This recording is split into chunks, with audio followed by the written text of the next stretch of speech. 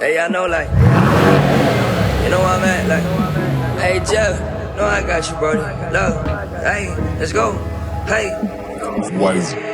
Real life, real talk, never fall, we ain't doing that. Want me fall off, but I can't, I'm just too attached. I was so lost, I ain't going back. Never fall, never fall. We on the road, yeah, we on the road. Every day like the Olympics gon' go. Yeah. I'm in control, I thought you should know. Real life, real talk, never fall. Hey guys, what's up? We're back. Sorry, I know it's been ages, and I know I said that last time, but there's been a lot going on. I filled you in on Instagram. As you can see, there's no backdrop. I've lost my cool backdrop, but I just wanted to get this started. I don't want to put it off any longer. We've got Tommy Styles with us today, all the way from America. He's a national level bodybuilder / coach. So I thought it would be cool to get him on, get his insight on what we're going to talk about, as well as the usual Harry and Shea. It's no Denver today. Boring old Harry and Shea. We had to settle. How are you guys? It's been a while since I've actually talked to you. Not you, Shea, but Harry and Tommy. We haven't really talked like in depth for a bit. How are you guys been? What's new? Off you go, Tommy. Yeah. Training, you with me, man. I think you know what's going on with me. Not much. Meatheads. Yeah. Meatheads. Just like me. Lifting weights and telling other people to lift weights. Yeah, for sure.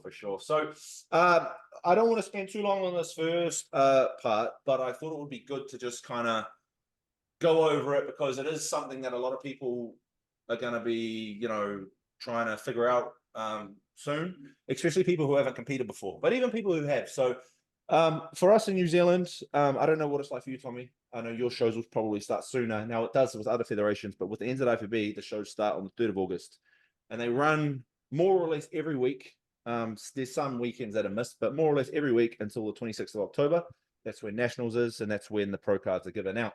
So I wanted to kind of everyone give their own opinion. We all don't have to say the same thing, but I wanted to kind of get everyone's opinion on how you would approach what you would recommend to a client, and you can give different.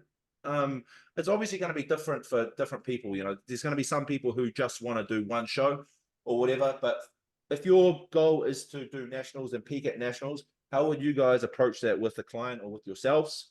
In terms of like how far out from nationals would you want your regional to be? How many shows before nationals would you want your client or yourself to do? And all that kind of stuff. So Harry, you start us. Well, I think when it comes to picking picking a show, it kind of depends where they're at, right? Like where the client's at when they come to you. So I have had a couple of people come to me wanting to do shows probably start of the year, that first season that's just about to kick off.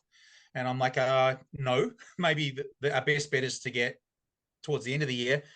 And then I sort of think that listen, it all depends on their condition. So I like to try to, very similar to you, Jordan, and I'm sure everyone does the same thing. I like to have them in a good spot so that when they start their comp prep proper, their conditioning's decent and their food's as high as it can be, with the kind of least amount of cardio they can do to keep things ticking over, which gives plenty of room to move. So if I can get them to that point, so I just had a girl that's 12 weeks today, and now I'm like, okay, we've got it to a really good point. So I've been holding off actually starting the comp prep proper until this weekend, because we've got that running now. 12 weeks is all it's going to take for her. But somebody else, it might take a little bit longer. And then she's going to do.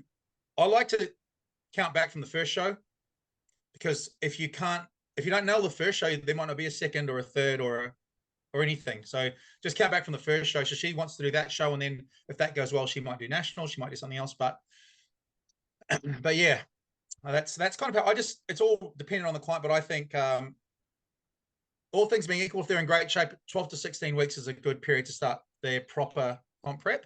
But as we've spoken about so many times, it's super important to have the all that off-season work done. So there's how long would you want though in between? Like, so if you were to enter that person in a show, you're saying 16 weeks.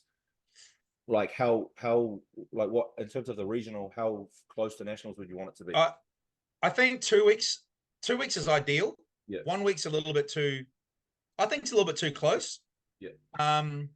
But 1 or 2 weeks. I think that once you get to 3 weeks, or 4 weeks, it becomes mentally hard for them to continue to go push. I think 2 weeks, depending on how aggressive they have to be in their, what protocols and stuff they do for the actual peaking process. But 2 weeks is manageable. 1 week's easy, and then I think longer than 2 weeks is a little bit difficult. Can be. What about you, Tommy? Mentally, mostly. What would you say, Tommy? So we have it a little bit different here, just because there's probably a lot more opportunities to turn pro in the US. We kind of have we get made fun of by other countries just because of how many options you have to turn pro here. So it's February. There's a pro qualifier as early as May here, and the last one's in December. There's probably like 8 or 9 opportunities to turn pro between May and December. So I have an example of like I have a guy doing a pro qualifier in June. We're doing his qualifier, but it's also it's Fuad's show in Detroit. It's the first time Fuad's promoting a show. So we're treating that like a pro qualifier just because it should be a really good show.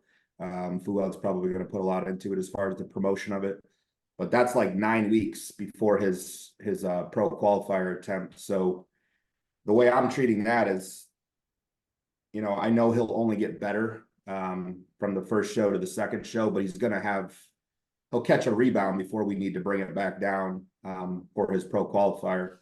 But I like what Harry said. I think 2 weeks is the shortest I would go between shows. I think 1 week, unless you just rolled into that first show and did absolutely nothing to peak, I don't think you can peak twice in 7 days. I've seen a lot of people struggle with it. I can't do it personally. I need 2 weeks, especially if, you're doing things to manipulate water with diuretics.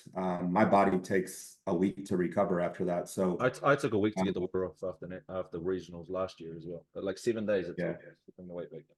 So I think 4 weeks too can be a solid, I guess it depends on how you're going to bring someone in. Are you going to bring someone in like truly skinned out perfect for the regional, or are you going to err on the side of, that they just need to get that qualification?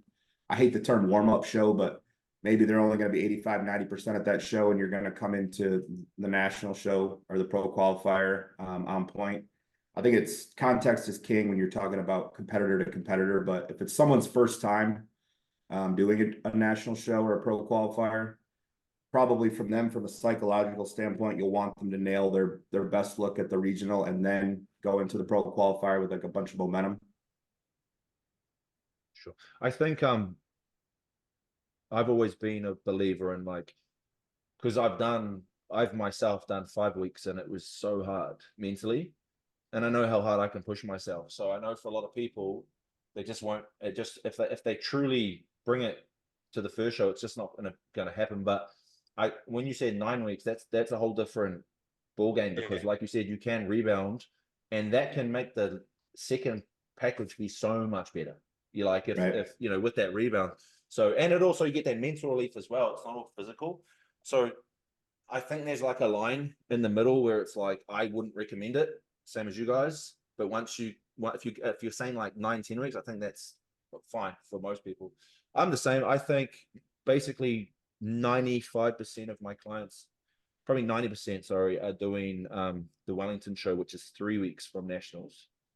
And that's all from my I've made that call for them because I just think 3 weeks is perfect. It means we can do an actual proper peak. We can learn from that peak. We can get it better for nationals. I think like you guys can probably all attest to this. Every time you peak someone, like not necessarily year to year, but in that same season, you get it better the second time because you just take things, like, oh, I could have fed him more, her more. I could have pulled water a bit more, blah, blah, blah. So I like 3 weeks. For me, 3 weeks is probably perfect. I don't think there is a show 2 weeks out. I probably would have said either 3 or 2 would be fine. There is 1 week out. I'm not going to put anyone in that show unless they have to for some reason. Because you just can't, like you say, there's no way you can peak 1 week out and then expect to peak again. It's just not going to happen. And the only other thing I would recommend to people is sometimes there might be your hometown regional 5 weeks out. Then if you want to do that so you don't have to travel, spend money, that's totally fine. I wouldn't go out of my way to save a week or two personally. I wouldn't recommend that. So some people have said like, hey, I live in Christchurch. Should I do the show 4 weeks? I'll absolutely do that one. It's 4 weeks is fine. 5 weeks is still manageable. It's just not, in my mind, it's not the most optimal way to go about it. And just in terms of, I mean, it can still be optimal, just in terms of trying to make the process as smooth and as easy for someone as possible. Because the last thing we want is to put someone in a show and they've got 5 weeks to diet, and then 3 weeks out they cheat, and then 2.5 weeks out they cheat again, and then you're just trying to catch back up to where you were at the regional. That's what we want to avoid at all costs. So there's a lot of things we keep in mind, but I think we've all, or anyway, we have Shea. You can give your 2 cents in a minute, but we're kind of on the same page there. Shea, give me I want your opinion more from a like a competitor standpoint, especially as a female. If you're picking shows, so say you generally now just do the one show, but if you're picking multiple shows, in a perfect world, how long would you like in between those 2 shows? Keeping in mind you want to be your best at both. I think it would depend significantly on how for myself, for how the off season has gone and how long I would need, because I personally like doing a longer prep. So, you know, if it was like you guys said, like 9 weeks in between, that would be sweet. You've got time to come back up to then drop that down. But I've done a 6, a 5, and a 4. In between. 6 was shit, but that would never do it again. 4 was probably perfect, is where I felt like that second peak after 4 weeks was fantastic. It was enough time to mentally stay with it. Physically, you're not, you know, dropping the ball, and like condition wise, you can kind of play it through as well. Like just makes it a little bit easier. But if they were spread out, say the 2, God, there was 2 pro shows, one in one place, one another, 9 weeks apart would be ideal. So yeah, 9 or 4. You would like a bit longer, but not that in between part. Yeah, no, not that in between. Definitely not less than 4 for myself personally, and no more. 6 was horrific. Did not enjoy that at all. But yeah, I think it also would have depended on the stage of my career that I was at as well. Like if I was earlier on, and that was early on, 6 weeks, I probably wasn't primed enough or had a good enough off season to elongate a prep that extra 6 weeks. So now being 9 years, and that seems a little bit more sustainable, having a better off season, better prep phase, a better brain around it as well. I don't know about you guys, but I've always found that phase, like in between the 2 shows, mentally probably the toughest. Not even mentally, but just that's when I really feel it physically. Like I don't know if it's because your body's just in overdrive from the prep, the carb up, the blah blah blah. But I don't know. I've always felt that in between phase is the hard. I don't like to say it's the hardest. It's not the right word, but you know what I mean. I've always found that if you to ask me what was the toughest part of prep, most of the time it's that like 4 weeks in between the 2 shows. So I would definitely, if you haven't competed before, you haven't experienced that, that's probably something to keep in mind. I'd also say, like you said, Tommy, you don't like the word. I hate the word warm-up show as well. I think 95% of people should just be trying to get it right for the first show, getting as close to possible as their best. Try and peak, try and do everything as best you can, because most people, let's just use New Zealand as an example. If we look at nationals last year, how many people can we honestly say were in like proper condition? And I don't mean like there was people in condition, but I mean like genuine. You didn't need to get any tighter. You were bang on. There wasn't many. So and I think following on from some of the regional shows, there was definitely quite a few competitors across all the classes who were in better shape at the regional show, the qualifier, than they were at the national show. And that's part of the mental game. But I think a lot of that has to do with how long they're involved in the sport and what their discipline's like. I kind of feel like when you've got once they've been competing for a little while, it doesn't seem like such a big deal to rock up at a show not quite 100% on, because you're just like, I'm peaking for this is that I'm peaking for, but still knowing that you're good enough to achieve what you need to achieve at that show. So yes. I don't know how it works with judges over in the States, but like when you do shows here, I live in Australia, but when you do shows over this side of the world, it's the same judges at every single show. So the problem, what I tell my clients is if this is the first time they've seen you and that's how you look, they're often just going to put you in that little basket. And then when you go to when you show up at the bigger show, they didn't do so much there. And they don't really, unless there's some really market improvement, you don't get that look in. Whereas if you come in the first show, like, and blow them away, then they look for you at the next show. So as long as if you show up, as good as you can be at the first comp, then when you show up at the next show, those same judges that have already seen you go, look out for this guy. And as long as you can match or slightly better that conditioning, then you're a step ahead. Whereas I think it's never fresh eyes. It's always like the same sets of eyes looking at you all the time. So yeah. It wouldn't be like that over there, right, Tommy? The opposite. I imagine it'd be different all the time. Yeah, different judges everywhere. Yeah, because it's different regions. So, I competed on the west side of America. But if I would have done a pro qualifier on the East Coast, it'd have been a completely different promoter, judges, everything. So over the years, there's just been different established, like, all right, nationals, they like them big there for bodybuilders. West Coast, the USAs, they go on a little bit more of condition aesthetics over big guys. So I've noticed that the biggest bodybuilders stop doing USAs and they go to the bigger shows like North Americans or the nationals. So there's just because there is so many pro qualifiers and so many different judging panels. You kind of just pick and choose based off what your strengths are. So me, I know I'm a conditioning guy and I lack size. So right now I stay out west because I feel like my condition is going to get rewarded there. But then it becomes an issue of what I like versus what's being rewarded. So I like to be skinned out, peeled, dug out. Jordan knows that, but they want to see a little bit more fullness. So then you might need a warm-up show or a show to do, even if you don't need to qualify, just to get that right. So you understand what you're bringing for the pro qualifiers. So touching on the back to the topic of how many weeks between shows, I did 3 shows in 7 weeks this year. And my last one was the pro qualifier one. And I found by the time I got to that show, it was really hard to have any sort of fullness. My training was, next to none as far as what I could bring intensity wise. So I think that's a factor too for some people. The more muscle you carry, you might not be able to hold the look as long. I don't have any issues with dieting or hunger or anything like that, cravings. It's more of my body just requires so much to fill up that I think it becomes hard to nail that look when you've been dieting for so long. You got a crazy metabolism as well, right? Right. Yeah. Okay. So hopefully that's It's crazy too, just the other side of crazy. Yeah. Whatever. I want to talk a little bit about the transitioning period from off season to prep. We might all have different ways we like to do it, but obviously there's going to be situations and there's going to be different circumstances, but let's use someone. The situation we'll use is someone who's actually had an off season, not someone who's mucked around all off season.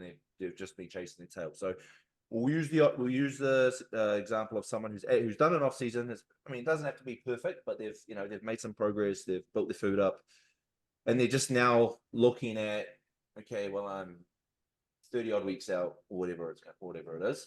How do you guys and girls like to, what's your guys kind of, I know every client's going to be different, of course, but just if we just talk as a whole, how do you guys approach it?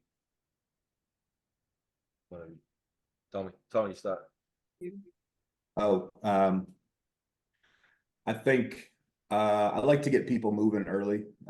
Usually the way if someone nailed an off season with me, they're sick of food. The thought of eating more makes them want to throw up. So Like Shea. they're in a place to where a big food reduction could be a good move to get things moving.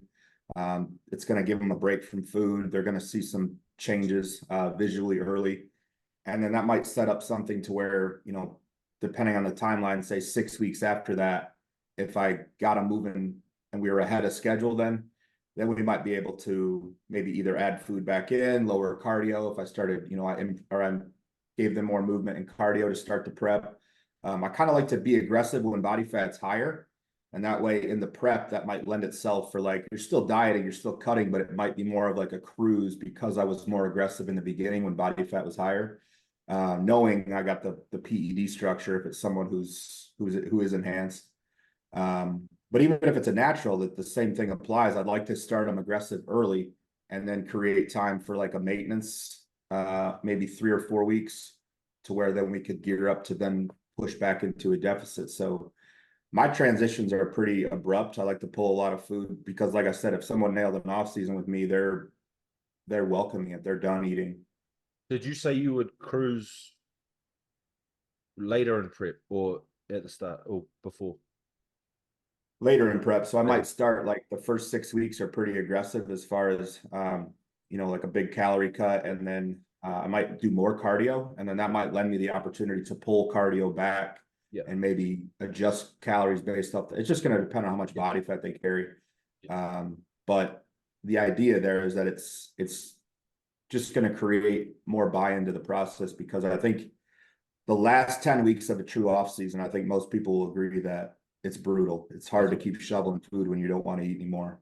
And at what point would you, in terms of like PEDs for the guys, what point would you generally like take them off or cruise them prior to starting prep? Or would you how would you go about that for most people? Say they've been building through the off season. Yeah, I think I want to be pushing fairly hard again by 16 weeks out. So depending on their person and their blood work, because I think, your time in the sport matters, that your blood work matters, and your risk, what's your personal, like how I do things is probably going to be different than most of the people I work with. But I don't want to blast drugs all the way into the show. So from maybe there's a 6-week period where we pull back from 22 to 16 weeks out, and then at 16 weeks out, it's all in the rest of the way. I think like that part, like obviously it's not spoken about much, but it should be, because I know a lot of people. I know people here who don't do that. They'll just ride their off season and then continue all the way through prep, and then ride their rebound, and then they'll come off. And like obviously for health that's stupid, but health aside, you're just going to get so toxic, and it's going to cause, you're not going to actually look good. Like your body will start, it's just not the way. So it's so important to, obviously everyone's going to have different ways of doing it, and some people are going to like to do it one way, some people like to do it another way, some people want to do it for X amount of time. But as long as you do it and you get blood work checked and everything, it's important. Harry, about you, mate? Well, I think that if they've had a proper off season, so as I was saying, I've just got a girl who's probably started working with her at 20 weeks out, which isn't ideal. I would have liked a longer period of time, but I just got her to a point where she's pretty lean, so I don't have to. She's also a natural competitor, so the way that I approach her nutrition is a little bit different. I don't quite go so aggressively, but again, that's probably because I didn't have her for that long and I couldn't pick her food up as much as I wanted to. So we started off a little bit lower than I wanted. And I'm like, okay, how hard can I push? Just at the moment, she's also got a fast metabolism, quite slender. So if I push that too hard, there's just going to be nothing left. So I think it's horses for courses. As Tommy was saying, it depends on where they are at the period of time we start the actual prep.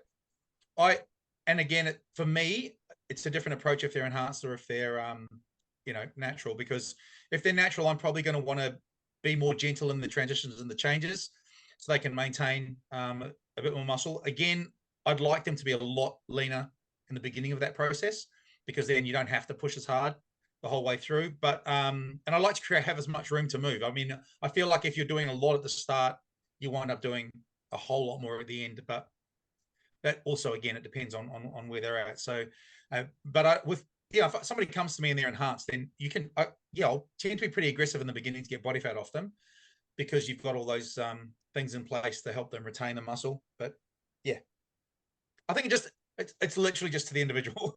Yeah, I know I didn't answer that at all, but it's to the individual. Yeah, Shea? I'm a slow burner. I like to start early and I like to take it slowly. I take a lot of like first, second, third years, so very freshies into it. Just finding, getting dipping their toes in the water, so to speak. So I don't go too hard too fast or push it too far on the other end. Either, and of course only coaching naturals, it's yeah, I like to do a longer prep and take my time with it. So ultimately that it does make the transition then post show back into a rebound theoretically and ideally a better situation for them. If their ultimate goal, if they've been around for a little bit longer, I think of course you'll take it differently again. You might get a bit more aggressive with it. So yeah, as you also said, person to person is different, but I like to play. I like 20, 18, 20 odd week preps for my guys.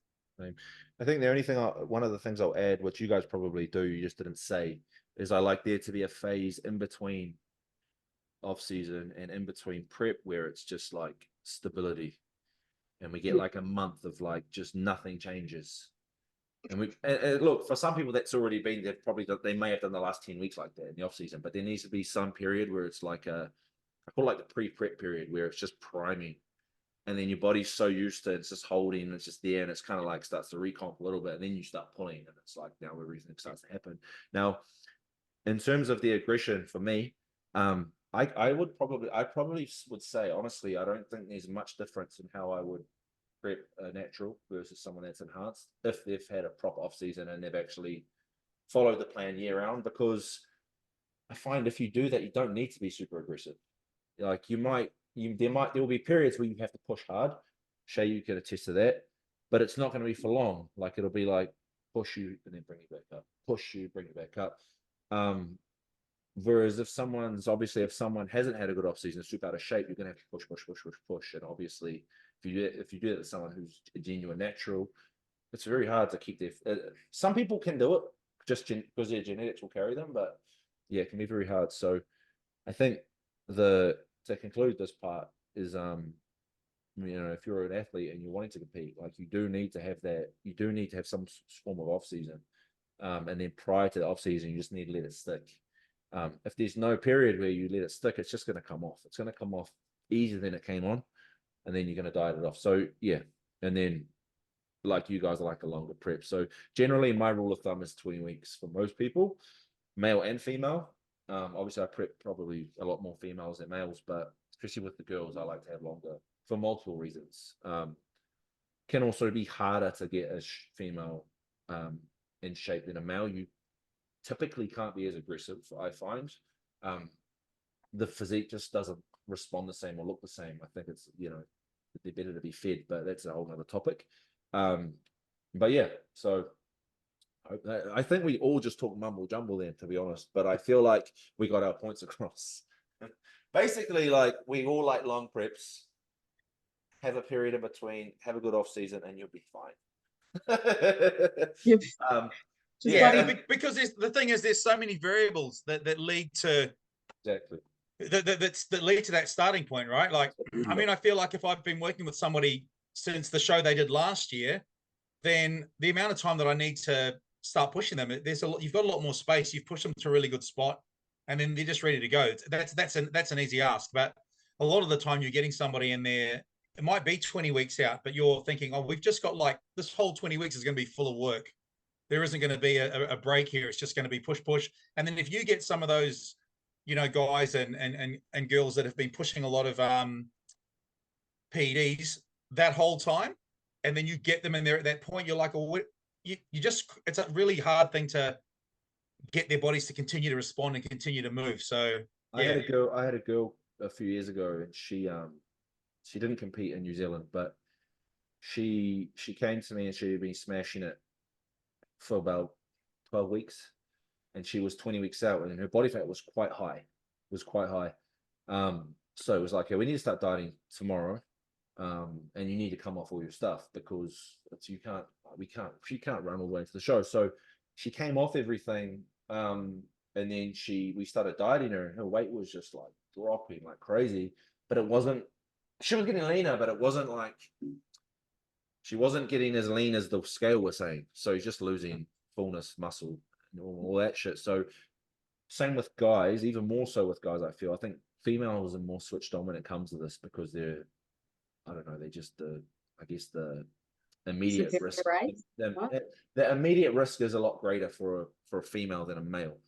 But just get your timelines right, like work backwards, and you need to like be, obviously everything's gonna be dictated by bloods, and you know things can happen, but you need a rough like timeline of like when you're gonna, if you are gonna use things, how long you're going to use them for, when you're going to have breaks, when you're going to check your, you know, where everything's at, and all that kind of stuff. I think that's something you need to get on top of early, and that just takes that whole problem away. And then if you plan it like that, you can have, okay, well, this is when we're, you know, coming off or whatever, cruising or whatever you're doing, you know, up to the individual. But you know, maybe then we can do something nutritionally to help us. You know, like maybe we're going to not bring the food down during that period, so we need to do the work before then, you know. Just, I'm not saying that's the way to do it. I'm just trying to get you guys thinking, not you guys, the people watching, so that they can kind of see where I'm coming from here. So it all works together, and you need to be. The moral of that story is,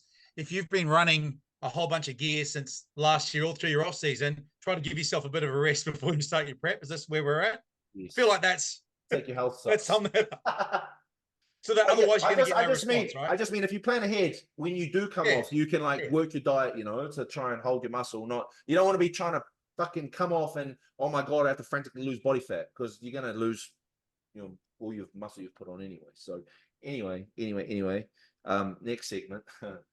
I want to talk a little bit about just common mistakes you guys see. And this doesn't have to be in terms of leading into a show. We can get away from that topic. Just in general, just general bodybuilding mistakes that you see people making too often, and generally a lot of them are easily fixed. One of the, I'll let you guys think. One, I'm just thinking off the top of my head. I thought I literally wrote this down just before we started recording, but something I see all the time, and I've been posting about it a little bit recently, is I don't even know if this is a mistake. It's more of a choice, but I just feel like a lot of the training people do now. And I'm not saying this everyone, a lot of people train real hard, but a lot of people don't. And when you coach enough people, you really start to appreciate what hard training does. Especially when you're seeing people get lean and peeled and hard, and you're seeing people get lean but like soft, you know, that's a lot of the time, not all the time, a lot of time that's just from how hard someone trains. So I see it a lot with clients. I get clients to send me videos, not every week, but every now and then, and often it's just to make sure their form's right. But a lot of the time the feedback I give them is like, this looks like a warm-up set, this isn't, you're not working now. Like you probably could have added 20 kilo to the bar, or you could have done 5 more reps. That doesn't correlate. But I just think it's missing. Like, I don't know, just, yeah, there's not enough. I'm not seeing enough real 100% all out effort in the gym. And I don't know if that's just because people are more concerned now about trying to either pick the perfect angle of the perfect exercise, or they just want to film their shit and put it on the Instagram story. I don't know. But I think a lot of the time, like my perspective, because I mean, I sit all the time, right, over here. A lot of the time, my perspective is that I mean, surely not everybody's got a back injury that stops them from squatting, but I seem to hear these kinds of things a lot. I can't do that, but I can do this. That's fine. Like, it's not that you have to do specific things, but what they do is they look at top level guys training, and the stuff that those guys are posting, it's like the stuff that they finish with. It's, you know, it's like so as an up and coming athlete, they're looking at somebody who's on the top of his game, and the stuff that he for the most part posts on Instagram, and it's like the stuff that looks good on camera, and it's all this isolation stuff. And then the guy at their level, they're going, well, that's what I should be doing because that's what he does. Do you know what I mean? A lot of the time, especially with women, there's a lot of focus on certain things, so they miss out all these hard work, basic kind of building blocks that people do. And then I think just the expectation in general is a lot of the time is really low. So, you know, I mean, I'm possibly the oldest one here. I'm assuming I'm the oldest guy here. And I kind of remember when you went to a gym and a whole bunch of guys would squat 500 pounds for reps and bench, you know, 180 kilos and this and that. You just never see that. You hardly, now if you see somebody squatting like 5 plates for 10, he's like the king of the world. And you're like, well, it wasn't uncommon. So I think it's a generational thing. You young people are all fucked. we're weak. No, it's a different emphasis, but people are like, it's funny. It's funny like though. they're It's gonna- funny because you instead of always where we post would this, say- and it's funny. instead of where we would say, when I was as a, my generation would have been like, okay, so what we're going to do is we're going to do a bunch of bench presses and incline presses, and then once we get to a certain size, we're going to start doing crossovers. Now it's like we're just going to do the crossovers because those other things are a waste of time, or we're going to do the D cup handle pull. And I get it. If my back was like thick and amazing, and I was trying to put some finishing touches on it, I'm going to go for it. But am I going to do that? Is that how I'm going to build from a body like a paper clip into something? Do you know what I mean? Ain't going to happen. And I think that, to me, that progressive. It's. I see a lot of young guys at my gym, and they're like 17, and it's. I get caught in two minds because one, it's cool that they're on the cables and they set it all up and they're doing the single arm stuff, and whatever. And I know like biomechanically it's efficient, whatever. But I'm like, it's cool that they're learning how to train properly and they're learning how to engage their muscles. But if you just go pick up that barbell in the corner, put some weights on it and deadlift it, like you're gonna grow way faster, man. Like way faster. And like still do that other stuff, but do it as well. Don't do it instead of. Well, why don't you just load up a barbell and learn how to engage your lats doing a barbell row? But what I mean is, what I'm kind of getting at is like, even a lot of the time people are squatting or they are deadlifting or they are leg pressing or they're doing these movements, but still they're not putting the heart and soul into it. Yeah. You know what I mean? And like, I squat, but do you squat? Like you don't have to be strong. Like you don't have to. Someone can be squatting 3 plates, but like one of my clients sent me a squat video today, and 3 bar squats. He did it out. He did leg curl, leg extension, leg press, and then he did his squats, and he got like 9 reps. But like, I swear to God, man, like the 6th rep was like, I was like, okay, yeah, he's probably gonna wreck it now because most people would. He doesn't. Well, go again, good on him. Goes again, I'm like, oh, that was a good rep. Goes again, and I'm like, okay, he's gonna wreck it. And then he does this last rep, and it's like, and I'm not saying I don't think you should. I told him like, when you barbell squat, I don't want you to push it that far, but it was like this, and he was like shaking, and it was like fuck, and he just grinded it up. But I'm like, that kind of effort is what do that on a hex squat. Like that last rep, we don't need to take those because you're gonna get hurt eventually. But it's just that effort. It's that effort that's not there. I get. The other day, I was talking to one of my wellness girls in Chile. I posted her. I don't know if you guys saw. I posted her hack squat set, and it was like deep, and she just kept taking reps, and I'm just like, it was the same thing as that guy that sent me the video yesterday. I think that's why he sent it. He got kind of inspired by it. And it's funny because I was talking to her, and quite a few girls from her area have texted me or messaged me on Instagram, being like, I want to look like Bellu and Paula. And I said to her, I was like, everyone wants to look like Bellu, but nobody wants to train like Bellu. And she just cracked up. She's like, oh, that stuck with me, blah, blah, blah. But it's true. It's true. And I know, Tommy, a lot of the guys that'll be watching this, Tommy used to train with Dusty Henshaw. A lot of the guys will train with him. And I know one of the things he preaches is just taking reps. Because I've seen you guys post about it heaps, when you guys used to do your hack squats and whatnot. And he would often post like, how many times in between each of those last reps do you think I was going to wreck it? You know what I mean? And usually it's like, I don't know, 5 times, but not. And it's just the difference. Like, it's just the difference. And it doesn't necessarily mean, like, obviously genetics play a huge role in bodybuilding, but it's just in terms of people really optimizing their progress, just there needs to be so much effort. And I don't know I think a lot of that comes naturally to people or it doesn't. Because, some people will it'll just happen. It's just how they are. And other people, you've really got to like just drill it. So, but anyway, that went on for a bit. I think effort hurts. That's I saw something by one of those powerlifting guys from West Side. I can't remember his name the other day on Instagram, but he said lifting big weights hurts, and that part is true. And also like taking sets to failure hurts.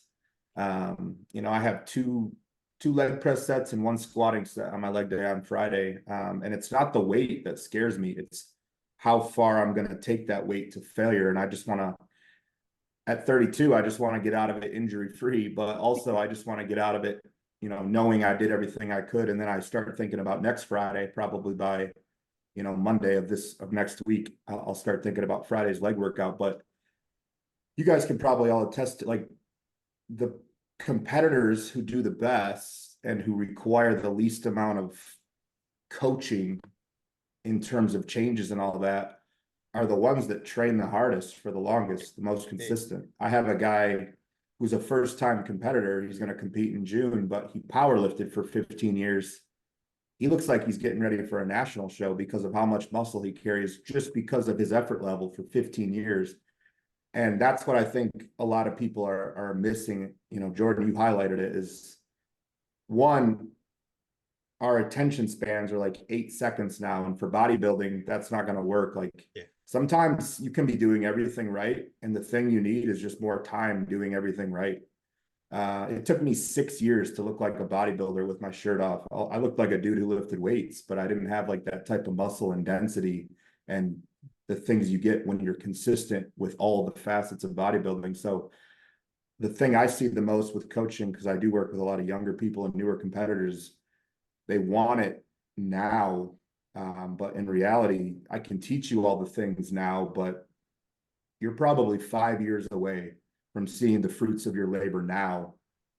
You know what I mean? It takes 5 years of just doing the same things over and over and over to like start to really look like a competitor. And that's Outside 5 of your years of genetic actually reasons. doing it as well. Not 5 Right. years of like doing it for 12 weeks before Yep. the show, and then fucking off for 20 weeks and eating Yeah, whatever you you can't be a want prep because bodybuilder. mental health. And then, you know what I mean? Like, so many excuses. like it can get really frustrating though, because, you know, like you just want, like we all, obviously we're all very passionate about this. So we want to see people do well. We want to see people do their best. And when so much of bodybuilding is about choices, and when people are making choices that don't align with the things that they want to achieve, it can get frustrating, because it's like, fuck, if you could just get it together for, you know, get it together for 6 months, and you will get, like, you will transform, and then you see that and you want to keep going. But yeah, it's so true. It takes so long. And I think that's where a lot of people I just think people don't get that. And I don't think they hear it as well. I think New Zealand's very sheltered in terms of bodybuilding. And one of the things I try and do is, and you know, people will like me for it or they might hate me for it, probably the latter. But I try and elevate the way people, not necessarily physically how they look, but just their mindset towards it. Because I've been to America multiple times. I've been to shows. I've been around bodybuilders. I know enough. I know bodybuilders. I know like how they approach things and the level that they're at. And then I see you know, we do have solid competitors here, but there's not a lot of them. Whereas in America, they're everywhere, and the ones who are good are, you know, from another planet. And a lot of that, obviously, there's a lot of facets to bodybuilding, but a lot of that is just their attitude towards it, and their, you know, how they operate from day-to-day basis. So yeah, a lot of what we need to do here is, you know, people need to hear that stuff, because there's too many pats on the back. It's okay, it's fine, you're going to be amazing. Like, I would say there's almost this idea where where a lot of them coming up actively avoid that. For example, you know, if we look at just in New Zealand, if somebody's to work with you, they understand the way that they're going to be pushed. They understand that there's going to be a high level of expectation of consistent effort through nutrition, consistent effort through training. And often they will gravitate in another direction because there's a part of them that knows they're not capable of doing that work. But then what will happen is that a lot of those people who aren't sure will start to gravitate towards you, because they look at your client base and the success that people are having. They see someone like, oh, how did Shea make so many improvements? What's happening here? How did Jordan make, you know, this and that? And your client bases, and they're attracted to that. So I think there's niches, like, you know, I know that when people come to me, they have an expectation of how I'm going to make them train, which is entirely correct. And that intimidates a lot of people, but it also attracts itself. And it's just as the boom shifts, right? So if we look at the level across a lot of, say, the New Zealand Nationals last year, and a lot of the competitors there, I actually felt like it was a decent higher level than it has been for a while. Definitely. And I think that's only going to elevate more as the coaching becomes better in New Zealand, and then the expectation is higher, and then everyone pushes and becomes a bit more, rather than everybody being set, like you're saying, everyone's congratulating each other at this level, they start to think, oh, I need to be more and more. I mean, yeah, okay, so that probably the depth across the board wasn't amazing. Like, well, I shouldn't say it's, I don't, no disrespect, but it could have been a lot higher. But I mean, you're only if we look comparing at it to your other conditioning, or we look places. at Dean, or we look at some of those top guys, they're amazing. And then I see the potential, but now those guys, instead of just being like, I'm a big fish in a small pond, they're now everyone's eyes have to go up, right? So conditioning has to, everyone knows, oh, if I don't get shredded next year, I don't have a shit show. Because you were peeled, Dean was peeled, and like crazy peeled. So it's like, okay, so now all of a sudden it's like, I can't just come in looking okay. I've got to be shredded. And then there's the work that's attached to that. And that's going to knock a lot of people out, but that'll motivate, I think, a lot of them as well. Yeah, Changes the standard. I think I do think the standard across the board's 100% going up, but Yeah, I agree. we want it to keep going in that way. So, you guys know any? Have you guys got any other things that you've noticed? Like, just it might just be small things, but I mean, I've got lots. Like, I can keep talking all day about them, but just mistakes that you've seen or that you're aware of that you see too much, maybe with clients. I think people either themselves within their journey, like as a competitor, they're make too many changes, and then I've seen coaches make too many changes out of fear of losing the client for not making enough changes. And I think clients do themselves a disservice when they expect changes to be like in an off season. If you're having a really good off season, there's little to no change. You're still checking in, you're staying consistent, but other than maybe food increases and some minor, like it's rinse, wash, repeat. You're doing a lot of the same over and over and over again. And that's what makes a good off season, is who can withstand the monotony the longest. Who can progress their movements for months and months and months and really squeeze as much out of them before they need to swap things up. And same thing in a prep. If you did a proper off season, the early part of the prep, there should really need to be a ton of reason for change. I mean, you're going to make the changes based off the timeline of bringing the best condition to the show. But I think what I've seen with a lot of younger competitors is they just want change because change is dopamine. And they're more attached to the dopamine response that they get from the coach giving them changes than they are the actual process as a whole. Where, you know, if I work with Dom, same as Jordan, if he just says, hey, no changes this week, see where we're at next week, I'm relieved, because I'm like, I'm in a good spot.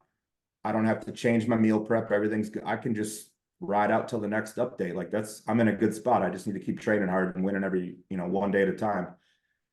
So I think the biggest thing I see from younger people and just people in general is they rely on the change as a almost as like why they even do this. And bodybuilding it's not that. So when I got into it, I fell in love with the process early, but you were talking about the standard. I saw the standard of what like pros were, and I see what the standard here. I have such a respect for the national level guys here that I waited 7 years to finally do one, or 8 years, because I knew it's like, I'm not going to get up there and disrespect bodybuilding and myself by not being ready. So, point of that rant is like, I think they're just too dependent on changes, you need to just figure out your systems to create the best process for you.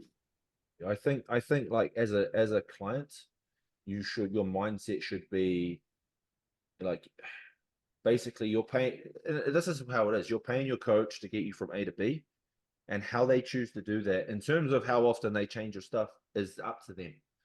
So if they change your plan, or update your plan, or adjust your plan 25 times in off season, or 10 times, it should make no difference to you, because end of the day, that's just enjoyment. And the reality is, as Tommy said, it's not like you may get like your rice might go up. Right. You might have oh shit, we added some new fruits to the plan. You know what I mean, small adjustments here and there, but it's not like a whole new diet. I get asked that quite often by new competitors. They want to do, like, I've had quite a few. I've got probably the most first timers I've ever had this year, but quite a few of them that, there's when do I get to change this, when do I get to change this, when do I get to change this, and I kind of had to have like a talk, and I kind of just had to say to them, like, you want to be a bodybuilder, So a lot of what you're asking for, I get some people have different approaches. There's coaches who have 20 options per meal. That's just not me. I'm not going to do that because I don't believe in that. It's not my way of coaching. It's not what I think is going to make someone get the best result possible, unless it's someone who that's the only way they can stick to a plan. But if that's the case, I'm probably not the coach for you. So we all have our ways of doing things. But yeah, for sure, 100% agree. I mean, I think there's a lot of time that we spend explaining to clients that what happens in the off season, and especially in contest, or definitely in contest, both phases, I suppose, is equally important, is reactive. So they'll say, when's this going to change? Well, let me have a look at you on the side. When you do your check-ins, I'll have a look and I'll decide. And those, and then, I can explain why I make those decisions and what prompts me to want to make a change. But at the end, I think that whereas they're looking like for a hard and fast plan, we're going to do X, Y, Z, and then we're going to move forward, and that's going to be great. And I don't think it's just not like that. Everything's reactive, right? Like we just go by what we see. We've probably got a plan in some way, shape, or form from beginning to end of a prep, but where you implement different things is based on what happens. I personally think one of the things where people lack is they don't track things off season. So how can they don't know if they progress, right? So they don't track their training. Nutrition is obviously a massive one, but even with their training, it's people doing the same thing year after year in the gym, training wise, same weight, same reps, same everything, and expecting a different result. It seems redundant to me. I don't understand that thinking, but they're like, and it's not that you have to go from a certain weight to another weight. It might just be that there's an improvement in your execution, or you might change your tempo, but so that there's more stress. But they just don't track like anything. I don't want to do this today, so I'm not going to do it. Okay, that's not, what I mean. Like, and I feel like that's where a lot of people come unstuck. Is you might write them a program that says do X, Y, Z. Well, I always tell my clients to track their training, and there's be certain movements, usually the bigger compound movements, but there'll be certain movements which I say we definitely need to track these, and we work on, and then I'll be video. Let me see your execution, and then and that is a way of measuring progress. And I find that some people can get real motivation from that, but it certainly allows. It's just another variable you're controlling, but progress is progress. And I feel like if you're lifting the same way you did 5 years ago, there's a high chance your body hasn't changed that much. Yeah, people don't get like everyone else in the gym. Like literally 90% of the people that go to the gym, right? It's true, but people don't get big and strong by mistake. So yeah. It's progression. But doesn't happen by accident. It's going to go back when you were talking about the diet, Shea. I think I updated you 2 weeks ago, and we just left it as is, and I think you replied like, "Thank God," because I didn't put the food up. But yeah. I mean, we've been pushing your food up pretty much every week, I think, or maybe like every other week. So it kind of goes against what we just said, but it's been the same foods, more or less. Yeah. Well, what do people expect though? It's repetition. It's the same thing. If they're expecting to get something, they want variation, they want things changing, and they want new programs, have it be nutritional food, then like, do they really understand the realities of what bodybuilding is? And that's not to say you can't have some variation in some life. No, absolutely. But there might be a point where someone's like, I just can't handle eating any more chicken for a bit. Okay, we'll eat fish instead. Yeah. But not fish as saying, well. can I eat fucking fish and chips 5 times a week, sort of thing? Can that fit into my macros? That'd be good though. That sort of thing. Those questions, you're like, well, do you actually understand the reality of the sport that you're doing, or maybe is there something better suited? Yeah. I think another mistake, we'll wrap it up soon, but another mistake people make is they take too long to lock their coach in. Say they don't have say you're competing this year and you still haven't locked in with a coach, no matter, regardless of who it is.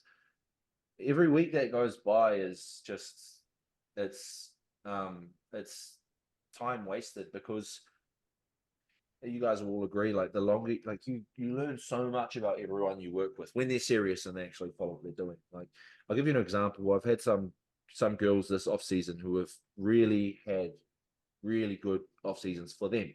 Now, looking at it from the outside, you would just be like, oh, it's all right, it could be better. But I know them, how they work mentally, and I know how they've been in the past. And for them, they're in the best positions they've ever been in since I've worked with them. So I know that's going to translate to prep. But if I didn't know them, I'd be like, oh, I wouldn't be thinking the same way. So you learn so much about their body, but you also learn so much about their mindset, and there's just so much that goes into it. So if you haven't locked a coach in, I would say you should probably get onto that as soon as possible, regardless of who that is, and stick with them. Give them a chance. Don't be one of those people that, you know, you hire Harry tomorrow, then in 2 weeks you hire me, 2 weeks after that you hire Tommy, and then you say, fuck all you guys, I'm going to go to Shea.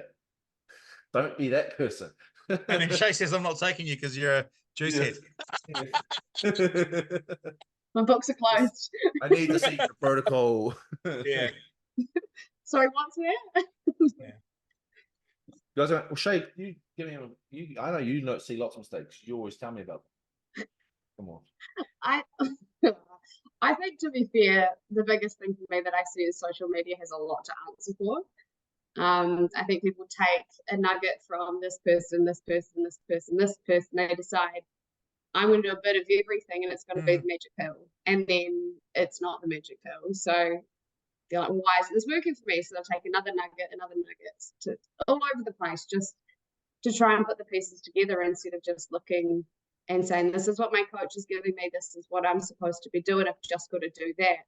Instead of being like, oh, well, goodness, somebody over in America, Jen, is doing what she's doing, I should be doing that in my workout plan, so I'm just going to do that. And just not kind of buying into the process. That's probably a big one. But I think for me, personally, what I see is the reality of people wanting to go pro, which we know is a really ultimate goal, and it's a great goal to have. But like, there's a difference between turning pro and then going to goddamn compete on a pro stage.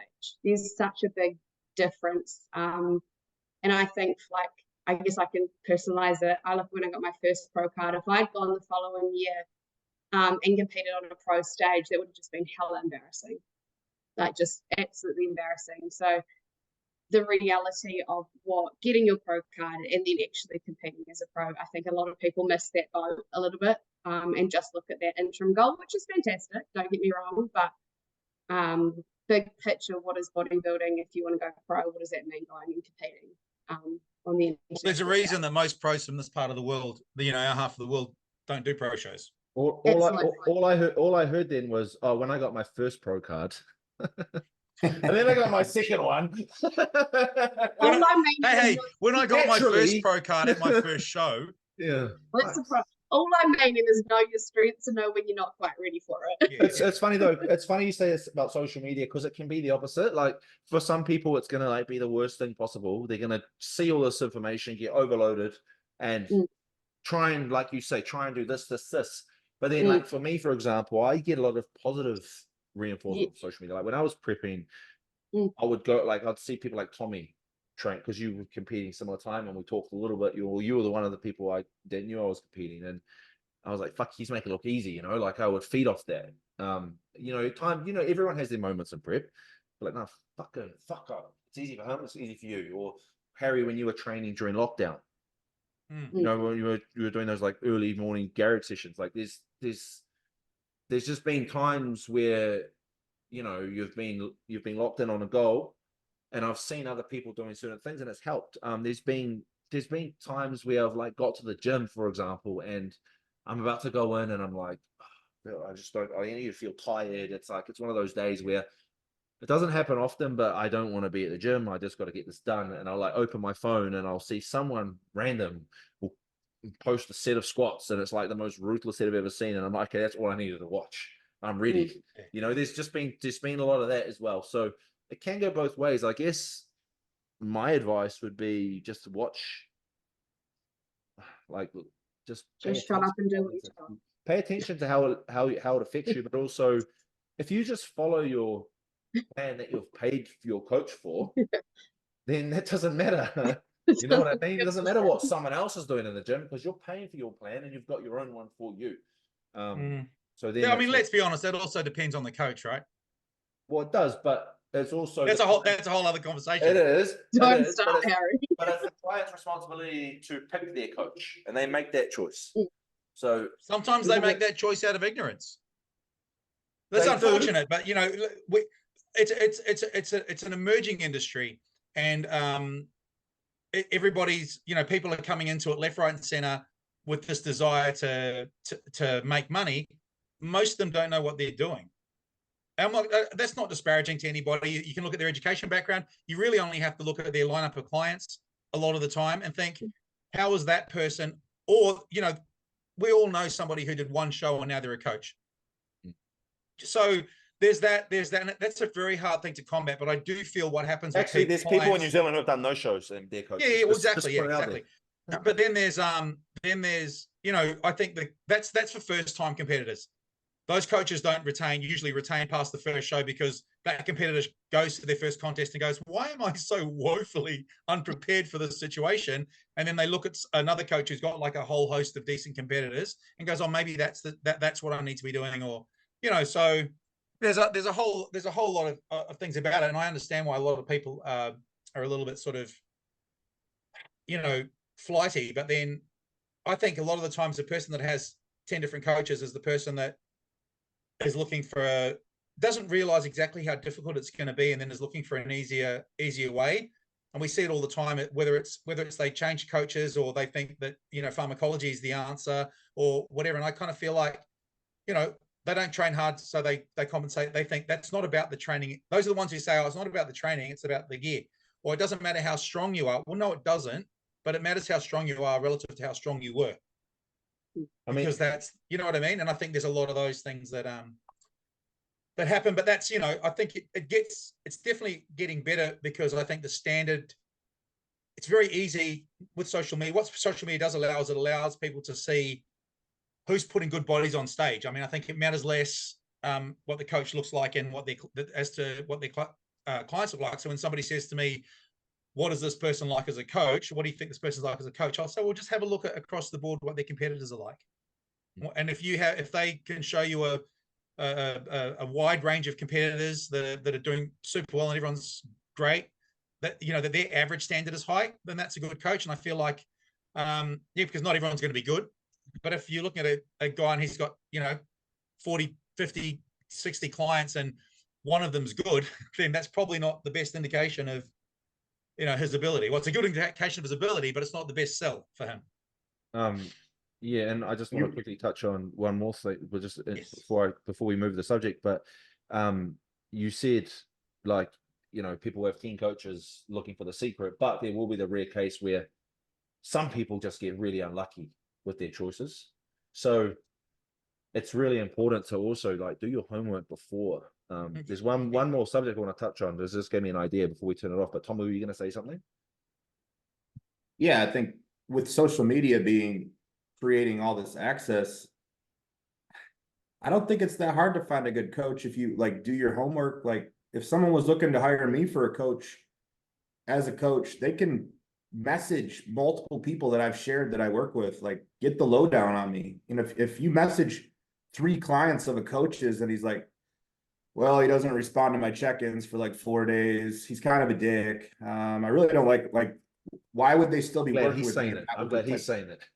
You know what I mean? Like if I asked 3 clients of Jordan's and they all were like, yeah, he's everything he says he is online. I love working with him. I've been working with them 2 years. Like longevity with a coach tells me something, and that tells me, you know, client retention is something I look at. Obviously people have stuff come up. They have to, you know, financial stuff might come up, or maybe they're changing goals and they're getting out of bodybuilding. But a lot of my competitors that I'm putting on stage this year, most of them, with the exception of a couple, have been with me more than a year, some more than 2, some going all the way back to like COVID, and haven't missed a week. And that's where you start to see, you know, show me a coach who's building people from the ground up. Everybody can, you know, take a genetic phenom and do well with them if you have any base level of education. It's not hard to prep those people.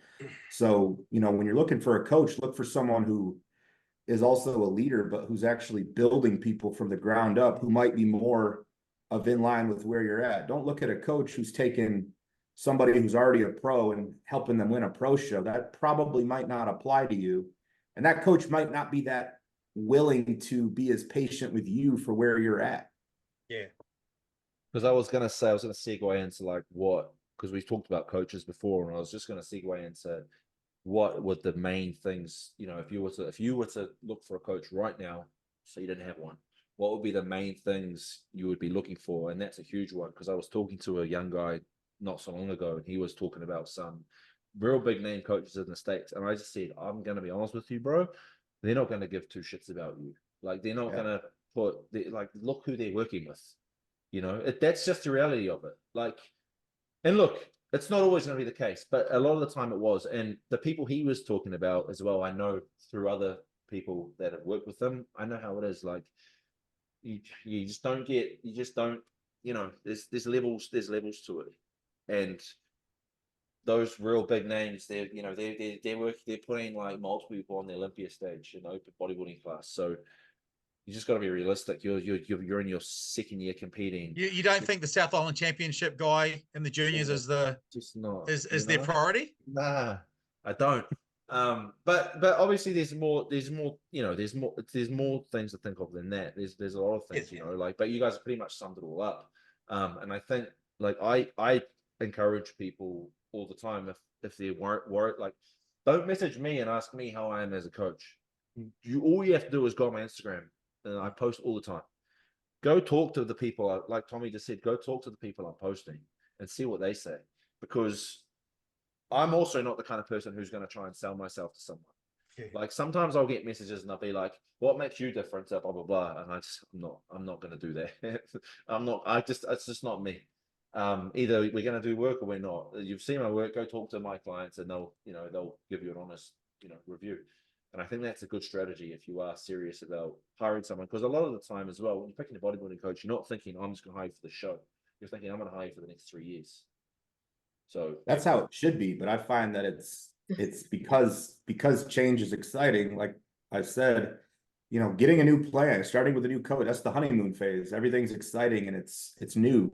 When you've been with a coach like a year, unless you're bought into the process and you understand the bigger picture, maybe that coach isn't working as well with you anymore because you've dropped off on your initiative to give effort to the plan as a whole.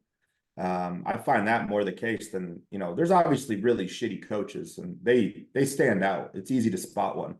But I find that the people who've been doing this a while, who make it their living, they're not that bad. It's usually a case of a client gets bored, stops giving the effort that maybe they gave in the beginning. Then they go to a new coach and they praise that person as like, oh, it's this. In the States, it's very common to, like, we hear all the rumors about who does what. Like, Chris Aceto uses muffins. This guy uses Rice Krispies. This guy's the insulin guy. If you're a hard gainer, go with him because he'll use insulin with you. And then you hear all these rumors and everyone thinks like that's the thing they're missing. So they want to try all the different approaches. When really, it's like Jordan said, when any coach I've hired, it's like, I hired them without an expiration date on my mind. It was like, you're my coach now. I don't know when that will change or if it will change. I'm not thinking about it. For sure. Okay, something popped into my head and I completely blanked because you said muffins and this is what I was going to say.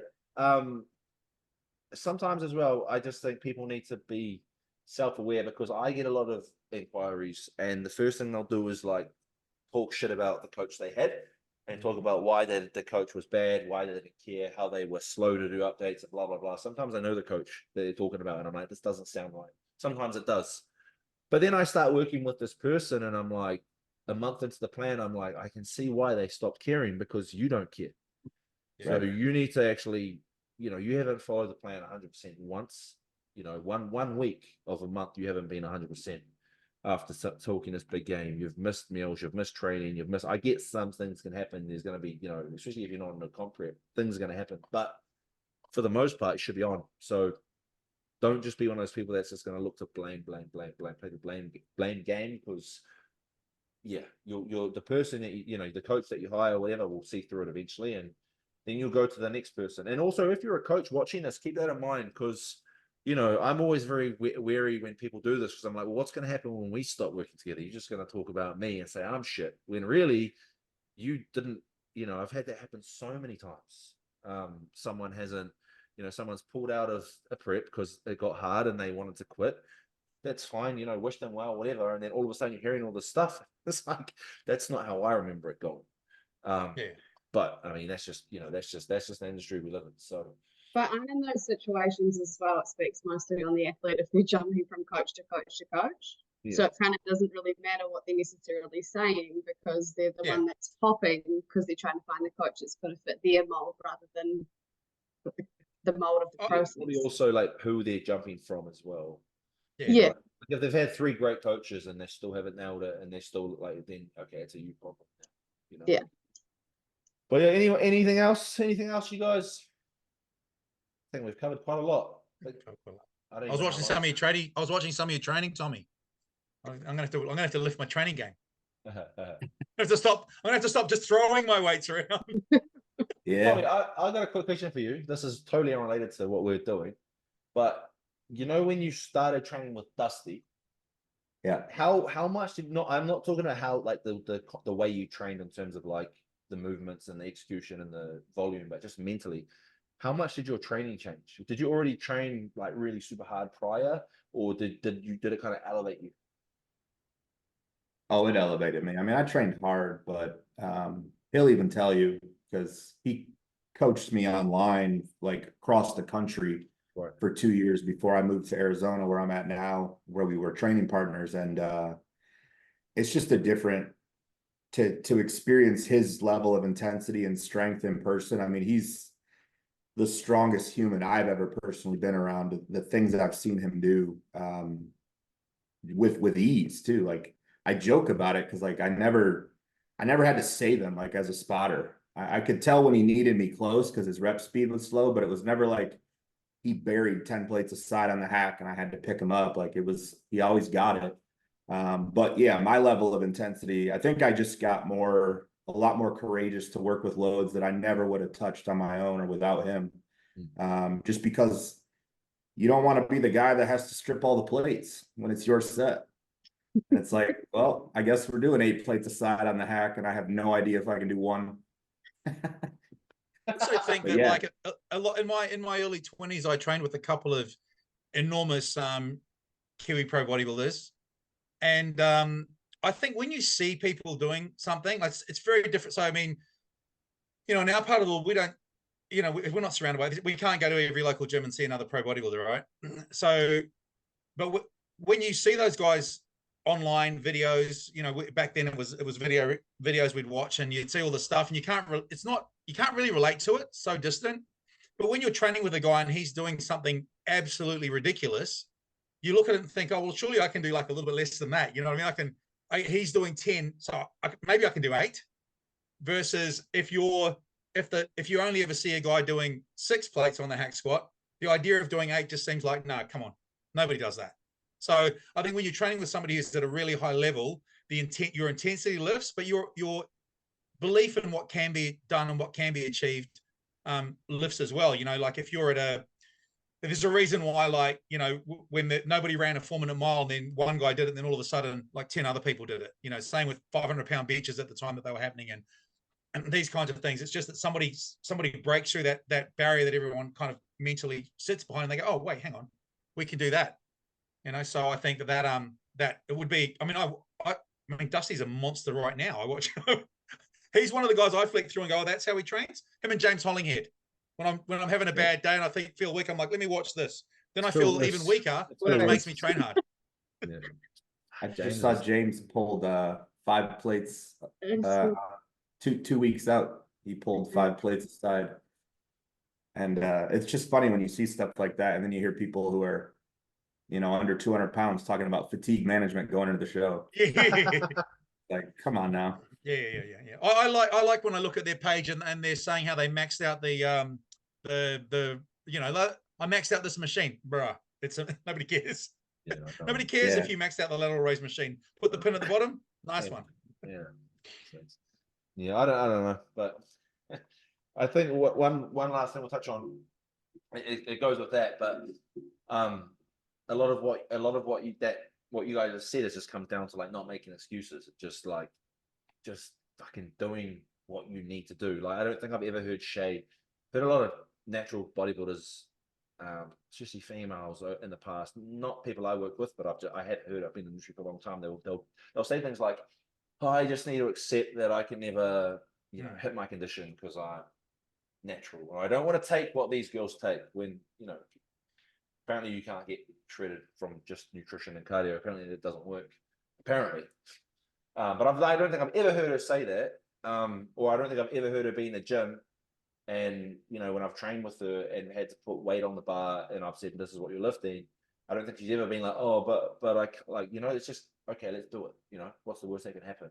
And obviously Break my back, but that's fine. a lot here.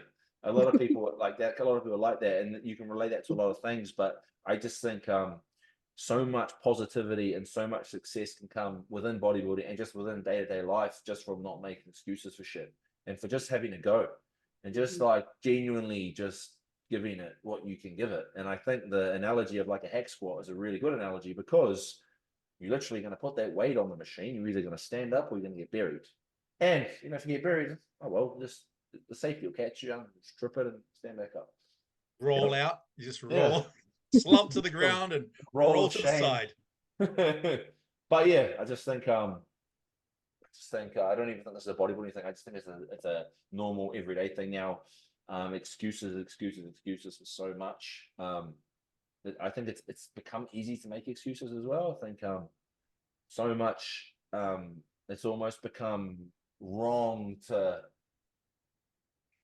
hold yourself or people accountable in some ways. Like it's almost like you get a pat on the back. You're targeting them, bro. You get a pat on the back for making an excuse. You know what I mean? Like, oh, you're so brave for, like, I don't know, being useless. You know what I mean? Like, oh, you're so brave for admitting that you didn't want to do your cardio this morning. You know what I mean? But anyway, I think I know what you're getting at, where it's like you're getting accepted for or if you talk about how hungry you are in prep, there's someone there to like, well, it's all right, you're supposed to be hungry, so it's okay. Like, whereas Jordan, if you were messaging me when we were talking a lot in our preps and you were telling me how hungry you were, I would look at you. I've never met you, and I would be like, "Man, this guy sounds like a bitch. Why is he talking like this?" I know, but I wouldn't even say that though. You know what I mean? Like, that's how it should be because of what you're choosing to do. Yeah. I think it trickles over into life too, where it's like, 100%. complain. There's no room for complaining. Yeah, that's the beauty of it. Though. Complain. It can transition in a positive way if you know. But it's the algorithms of what you're told to how you're supposed to feel. So you kind of repeat and reflect what you're supposed to feel, because at this stage of, say, just pre for life, like, this is how I'm supposed to feel, so I'm going to exert that. Even if I don't feel it, I'm going to say it, because that's how I'm supposed to feel. I'm 3 weeks out. Yeah, you should feel like crap, but you don't need to talk about it. I just think I always say, when people complain, I say to them, you know what's not going to make it any better? Just complaining about it. That's not changing anything. Just do it. I just think of all the times, like, people who say, oh, blah blah blah wants to work with you, but they say you're scary, and I'm like, I'm not. I just hold you accountable. I just hold you accountable to what you want to achieve. And I also, you know, a lot of clients listen to these things, not so much this one, but in general, when I've, you know, been on other ones, and they go, how come you've never said anything like that to me? And I just say, because I've never had to. I haven't, you know, you're driven. I don't need to tell you to pull your head in. You know what I mean? But yeah, anyway, that's we could talk all day about that, to be honest. Let's be honest. But anyway, guys, it's been good chatting. Tommy, thank you for coming on, man. Thanks for your time, Tommy. Yeah, thanks for having me. I'm sure it won't be the last. I really want to get these going again probably every fortnight. Just because we're running out of things to talk about, to be honest. There's only so much you can talk about with bodybuilding. It is very repetitive. We didn't do any of the questions, but we've got some questions. We'll do that next time. A lot of the questions we actually covered anyway, and all the stuff we talked about, I kind of tried to tie it all together. So yeah, Harry, it's good to talk, man. I'll probably talk to you in about 20 minutes. Hey, it was a good talk. Probably see you on the weekend. Tommy, I'll talk to you when I talk to you, bro. But yeah, thanks for coming on, man. And yeah, we'll see you next. We'll see you next time. And if you watch this far, can you just like the video? That's all I ask, please. Desperate. Real life, real talk, never fall, we ain't doing that. Want me fall off, but I can't, I'm just too attached. I was so lost, I ain't going back. never fold, never fold. We on the road, yeah, we on the